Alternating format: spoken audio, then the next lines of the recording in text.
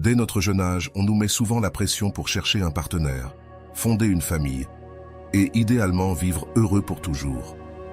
Par conséquent, pour ceux qui restent célibataires, cela peut sembler qu'ils n'ont pas atteint les attentes de la société, qu'ils sont vus comme indésirables, voire comme des échecs qui échappent à leurs responsabilités. Si tu te sens seul quand tu es seul, alors tu es en mauvaise compagnie. Dans notre société, l'idée romantique de deux personnes qui s'unissent et restent ensemble au fil du temps persiste encore. Cependant, nous observons aujourd'hui qu'un nombre croissant de personnes choisit consciemment de rester célibataires. Spécifiquement en Occident, le mariage est en déclin, tandis que la tendance vers le célibat augmente. Une recherche de 2020 intitulée « Les personnes célibataires sont-elles un groupe stigmatisé ?»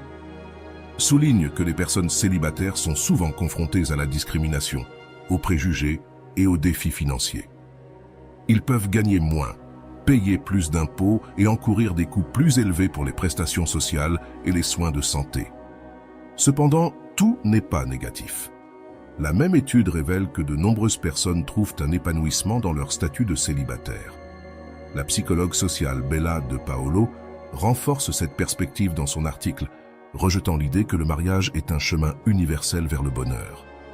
Elle affirme que les affirmations selon lesquelles se marier rend les gens plus heureux, plus en bonne santé et plus intégrés dans la société sont largement exagérées ou simplement fausses.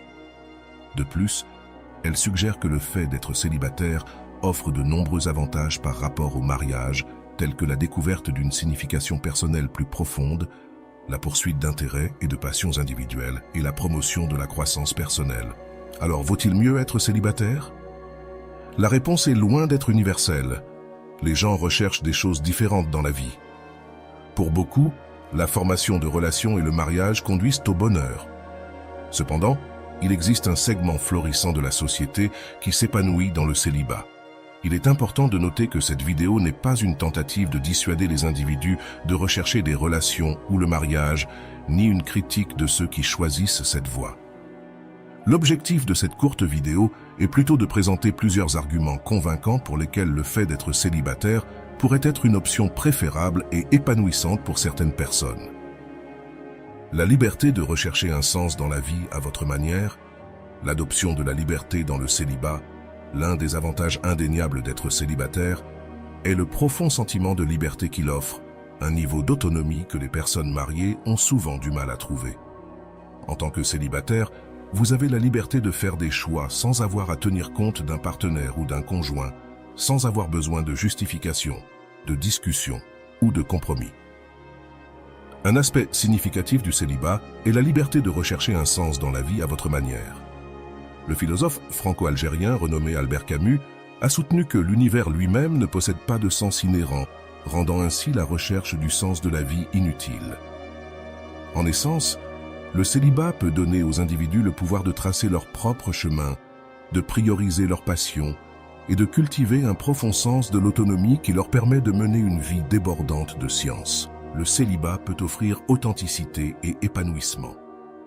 L'attente sociale que le mariage et les relations à long terme sont les objectifs de vie ultimes a des racines profondes. De plus, il y a une croyance répandue selon laquelle les personnes en couple et mariées mènent des vies plus heureuses. Les célibataires, dit-on, manquent les joies inestimables de la marche vers l'autel, de la lune de miel, de la parentalité et du partage d'un foyer avec un partenaire pendant des décennies. Si ce sont effectivement les ingrédients essentiels, alors être célibataire n'est pas seulement vu comme un échec et comme une abdication de la responsabilité, mais aussi comme une situation tragique.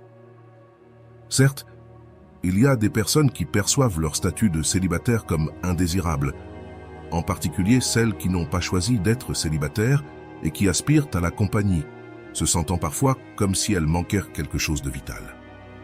Cependant, est-il vrai qu'il manque réellement quelque chose, ou est-ce leur croyance que le célibat est d'une manière ou d'une autre mauvais qui les rend malheureux?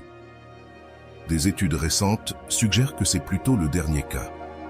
Un article de l'auteur et sociologue Eliakim Kislev note que de nombreuses études du XXe siècle et du début du XXIe siècle ont placé le mariage sur un piédestal tout en stigmatisant le célibat.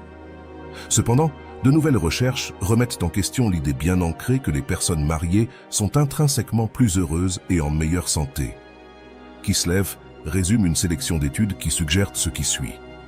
Les personnes qui se marient peuvent ressentir une augmentation temporaire du bonheur pendant l'année du mariage, mais avec le temps, leur niveau de bonheur revient à ce qu'il était auparavant. De manière intéressante, cette baisse du bonheur semble se produire quelle que soit la durée du mariage. De plus, il n'y a pas de preuve concluante pour étayer l'idée que le fait d'avoir des enfants affecte de manière significative la satisfaction de vie. Selon plusieurs études récentes, le mariage n'a pas l'air d'avoir un impact durable sur le bonheur général. De plus, Bella de Paolo introduit le concept d'être célibataire dans la main pour ces personnes. Le célibat n'est pas un compromis ou un état de manque, mais plutôt la manière de vivre la plus significative, authentique et épanouissante. C'est une reconnaissance que le bonheur et l'épanouissement peuvent être trouvés de différentes manières, et il n'y a pas de taille unique pour tous. Dans le célibat, les célibataires sont plus susceptibles de découvrir les avantages profonds de la solitude, qui leur offrent la possibilité de cultiver l'autosuffisance. C'est-à-dire d'être capables de répondre à leurs propres besoins dans une société où la mise en couple est la norme. Il est courant de se considérer comme incomplet sans un partenaire, comme si nous n'étions qu'une moitié d'un cœur ayant besoin de l'autre moitié pour devenir complet. Cependant, de nombreux célibataires heureux contestent vigoureusement cette notion, affirmant que la plénitude se trouve en eux-mêmes. Un partenaire n'est pas une panacée contre le vide intérieur ni une condition préalable au bonheur. Si c'était le cas, tout le monde en couple serait intrinsèquement épanoui, ce qui n'est manifestement pas le cas. En même temps, tous les célibataires seraient constamment malheureux, ce qui ne correspond pas non plus à la réalité. Le refus d'accepter que les relations romantiques seules ne peuvent pas procurer un bonheur durable conduit certaines personnes à sauter d'une relation à l'autre, semblables à des addicts cherchant leur prochain coup de pouce. Ils cherchent continuellement quelque chose qu'ils ne trouvent jamais vraiment. En revanche, les célibataires ont la possibilité unique de prendre la pleine responsabilité de leur propre bonheur, largement indépendamment des circonstances extérieures.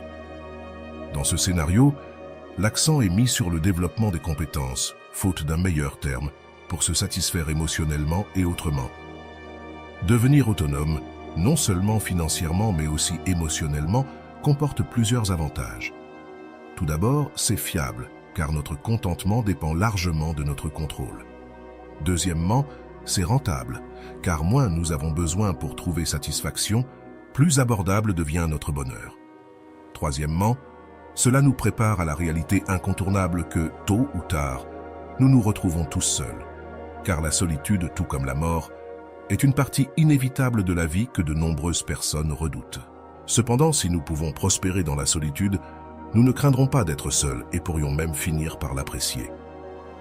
Pour citer Jean-Paul Sartre, « Si tu es seul quand tu es seul, tu es en mauvaise compagnie ».